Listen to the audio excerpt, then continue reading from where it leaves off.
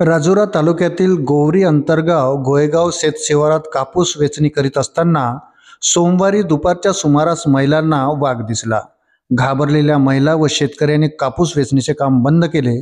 सध्या शेतकरी व नागरिकात वाघाची दहशत आहे। वाघामुळे परिसरात शेतीची कामे प्रभावित झाली आहे। वृत्त सविस्तर जाणून घेण्याकरता चॅनलला सबस्क्राईब जरूर करा।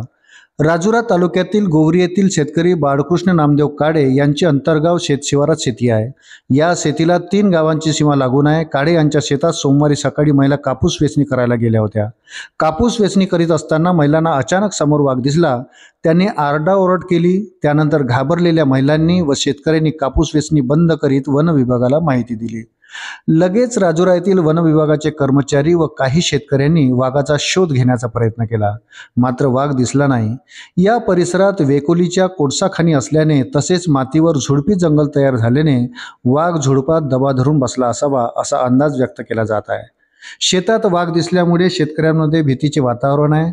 परिसरातील अनेक शेतकऱ्यांनी कापूस वेचणी बंद केली आहे। सध्या शेतात कापूस, गहू, हरभरा, ज्वारी पिके उभी आहेत। गोवरी अंतर्गाव गोयगाव परिसरात अचानक कापूस वेचणी करायला गेलेल्या महिलांना वाघ समोरासमोर दिसल्याने परिसरात भीतीचे वातावरण पसरले आहे। यामुळे वन विभागाने वाघाचा बंदोबस्त करावा अशी मागणी केली आहे।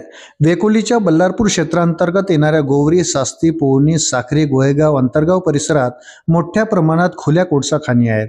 कोळशाचे उत्खनन करताना निघणाऱ्या मातीचे महाकाय ढिगारे वेकोलीने गाव तसेच शेतीच्या परिसरात टाकल्याने मातीवर झुडपी जंगल निर्माण झाले।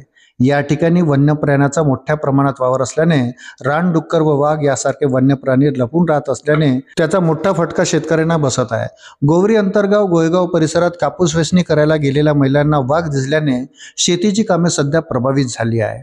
अनेकांनी शेतात जाणेही बंद केले आहे। कापूस वेचणीसाठी मजूर मिळत नसल्याने शेतकऱ्यांसमोर नवे संकट उभे ठाकले आहेत।